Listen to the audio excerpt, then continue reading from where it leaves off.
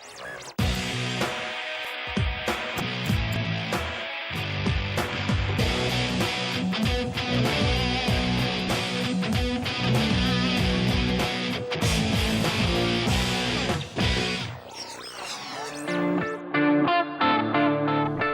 aula pública de hoje discute a aceleração social do tempo. Neste programa, gravado no campus Ana Rosa, da FIAM-FAAM, quem fala sobre o assunto é Adilson Cipelli. Doutor em Literatura Brasileira, Adilson é professor titular da Escola de Comunicações e Artes da USP.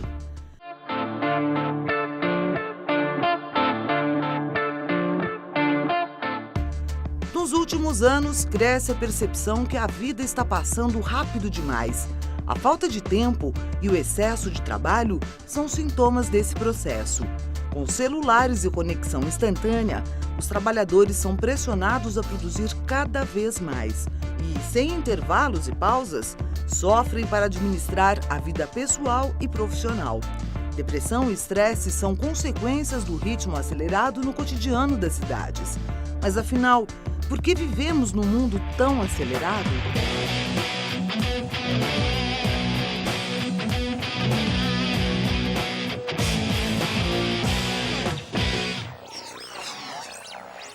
É claro que a noção de tempo, a ideia do tempo, da passagem do tempo, é algo que se coloca desde sempre na história humana, de maneira mais racionalizada ou menos racionalizada.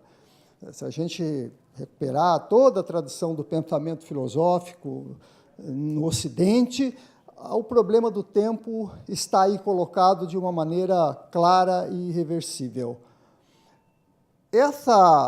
Esse desdobramento do debate sobre a presença do tempo e a relação do ser humano, das pessoas com o tempo, certamente é um problema que depois se esbateu em várias áreas. Não é? A área da física, da matemática, na área, por exemplo, das artes, né? Cinema, teatro, literatura. A questão do tempo vem recortando todo este movimento, esse vasto movimento humano. A gente pode um pouco contar a história da humanidade através desse conceito de tempo. Agora, é claro que este conceito de tempo, ele teve uma operacionalidade e as pessoas se relacionaram com o tempo de uma dada maneira ao longo desse processo histórico. Para nos localizarmos um pouco, imaginemos a passagem mais ou menos aí do século XVIII ao começo do século XX, 200, 250 anos. Vejam o que acontece aí com a questão do tempo. Quer dizer, a migração na comunicação, quer dizer, inicialmente, né, a escrita, até as formas, depois, acima do século XX, já na segunda metade, de uma maneira mais consistente, a questão da internet e dos outros meios de comunicação, os transportes, né? Imaginemos os transportes, né? Do tempo das carruagens, tá certo? Ao avião a jato. Né?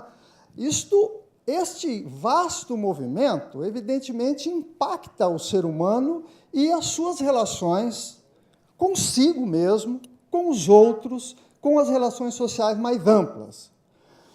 Mas há um detalhe sobre o qual eu tenho me pegado um pouco, que é o seguinte: a impressão que dá é que, imaginemos a passagem do século XIX, Revolução Industrial, Segunda Revolução Industrial, a mais ou menos os meados do século XX. Né? Só olhando aí, a gente verifica que essa relação do sujeito com o tempo parece uma relação muito ligada à ideia da velocidade. É uma identificação com a velocidade, como se a velocidade fosse um elemento um pouco externo e decorrente de certos processos industriais, de certos processos acelerativos com relação à velocidade. Né? Para brincar um pouco, uma coisa é sair da carruagem e ir para o jato. Mas eu olho isso num primeiro momento, a impressão que dá é que nós olhamos isso num primeiro momento como um problema ligado à velocidade, um tanto cuja produção é um pouco externa ao sujeito. Eu me integro, mas isso é um pouco externo. Eu olho um avião a jato passando lá em cima, eu olhava, estou pensando, digamos, até meados do século passado, e aquilo é algo que me diz que há uma aceleração temporal, porque este avião vai permitir que uma longa distância seja percorrida num curtíssimo espaço, num curtíssimo tempo. O que estou pensando por trás do conceito de aceleração social do tempo é que nós estamos agora num momento histórico, esse nosso aqui, presente, agora, em que a questão não é mais apenas da velocidade, porém, de uma maneira particular através da qual nós nos integramos com o tempo. Quer dizer, não se trata mais da velocidade como um fenômeno maquínico, externo, etc., mas nós, cada um de nós aqui, estamos vivendo a relação com o tempo de uma maneira distinta, que não é apenas vinculada ao conceito de velocidade, mas de integração do sujeito no sistema que tem o tempo como centralidade. Traduzindo um pouco para facilitar as coisas, né? Veja a nossa relação com as tecnologias, com o celular. Todo mundo aqui tem celular, né? Parece que 100 milhões de brasileiros têm celular. É o último número, 100 milhões de linhas. Né? O último número do IBGE dá 100 milhões de linhas. Metade da população brasileira tem celular. Quer dizer, nós estamos, portanto, com um pequeno equipamento que permite uma série de ações. Nós podemos fazer uma porção de coisas com aquele celular. Nós podemos fazer uma porção de coisas com o celular.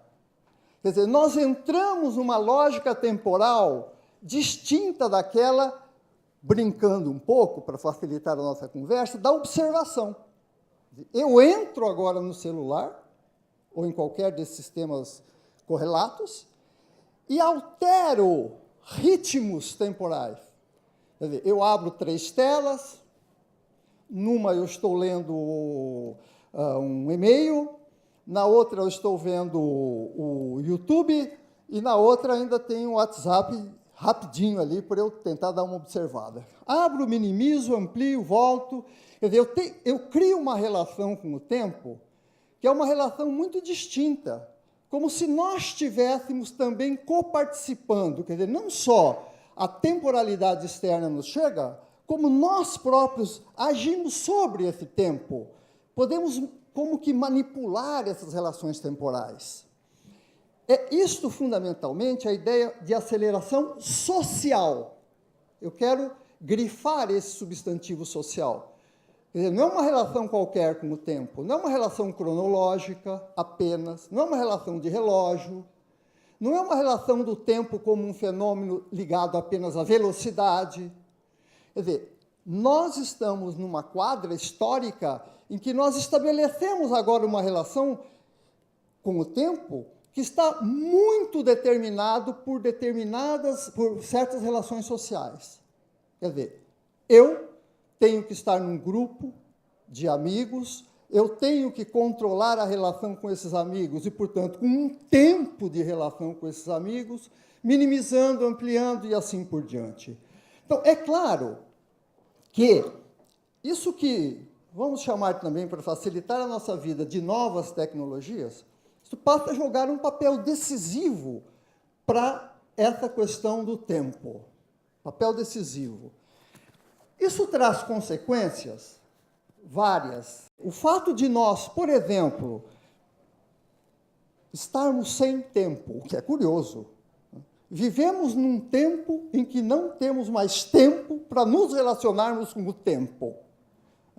É isso que todos sentimos, não é?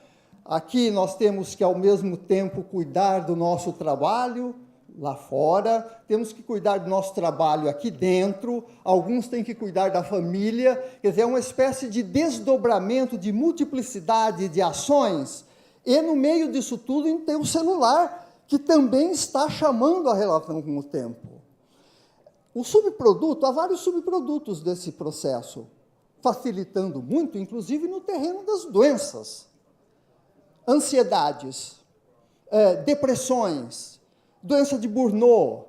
Eu poderia levantar uma longa lista de problemas que tem muito a ver, não só, mas tem muito a ver com essa verdadeira obsessão na relação do sujeito com o tempo. Né?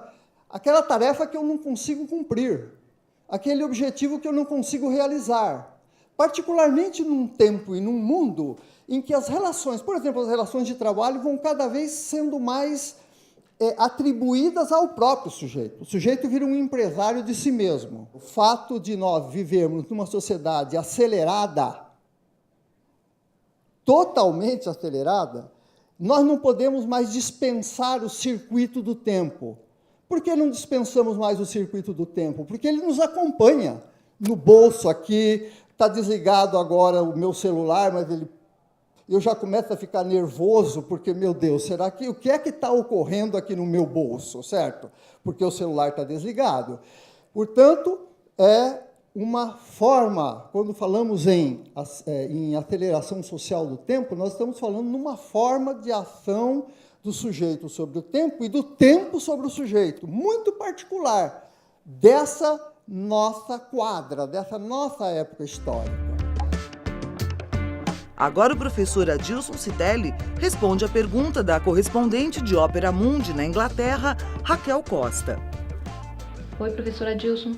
Como todo fenômeno cultural, a aceleração social do tempo ela também tem seus contramovimentos. Aqui em Londres, há quem cite como um exemplo a redução da velocidade máxima das vias que aconteceu ao longo dos anos. Outro possível exemplo são os movimentos slow, como o slow food. Eu gostaria de saber, na sua opinião, se esses movimentos de desaceleração, qual é o impacto que eles podem gerar? Se eles têm um impacto limitado ou se eles são um sinal realmente de que a aceleração ela tem um limite e que naturalmente a gente vai se recusar a acelerar tanto? Slow food e velocidade nas cidades, né? São dois pontos interessantes. Quer dizer, o slow food seria o contrário do fast food. A pergunta é se o fast food está desaparecendo ou se ele tende a aumentar. É óbvio que o ideal seria vivermos no slow food e não no fast food. Esse ponto, inclusive, é uma dessas mudanças culturais que nós estamos assistindo. A comida vai deixando de ser um ato, vamos dizer, de prazer, ou de sociabilidade, ou de integração, ou de irmandade, ou de congraçamento, para ser algo que nós jogamos rapidamente para a única coisa que nos é importante, que é o nosso próprio organismo, o nosso elemento físico.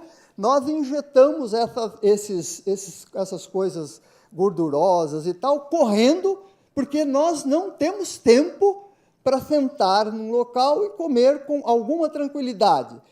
Dizia-se que era 1 hora, a gente tinha 1 hora para comer antigamente no trabalho, diz que vão passar para meia hora, já se fala até em 15 minutos. Compreende-se, portanto.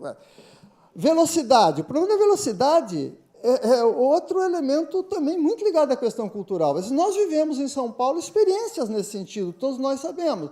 Um movimento forte para tentar ajustar a velocidade de São Paulo a uma certa, vamos dizer, tendência mundial com relação a isso, né, da velocidade, uma tentativa de fazer uma certa mudança de mentalidade cultural, etc., baixando a velocidade nas marginais, introduzindo outras formas de mobilidade urbana e tal. E temos também agora um contramovimento nesse sentido, que é o da aceleração.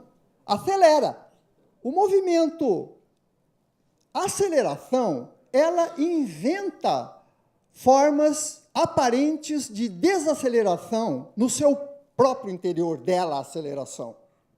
São as chamadas ilhas de tranquilidade. É um movimento curioso. O que são as ilhas de tranquilidade? Na sequência acelerativa, o próprio sistema da aceleração precisa criar, vamos dizer, áreas de escape para a gente poder baixar um pouco a taxa de aceleração. Hotel Fazenda. Hotel Fazenda é uma ilha de desaceleração. Quer dizer, é um lugar, é um espaço que, em tese, deveria funcionar a contrapelo da aceleração. O sujeito, hoje, nos grandes aeroportos do mundo, tem aquelas salas lá onde são VIPs. Né? O sujeito está viajando, tal, cria-se um espaço para que ele possa ir para essa sala, relaxar antes do segundo voo de mais 12 horas até não sei onde. Ilhas de desaceleração, mas elas estão controladas sistemicamente pelo mecanismo da aceleração. Então, eu, a despeito do fato de gostar muito e acolher muito a questão da Raquel para atentar para o movimento que é, digamos assim, contra-acelerador, eu não sei se nós temos estruturalmente condições de driblar. Isso é uma lógica sistêmica. O problema do tempo entra numa lógica sistêmica maior, que envolve novas relações de trabalho, que envolve novas relações de poder, que envolve novas formas do capital se organizar internacionalmente. Quer dizer, há uma complexidade sistêmica que não termina na questão também tópica do tempo.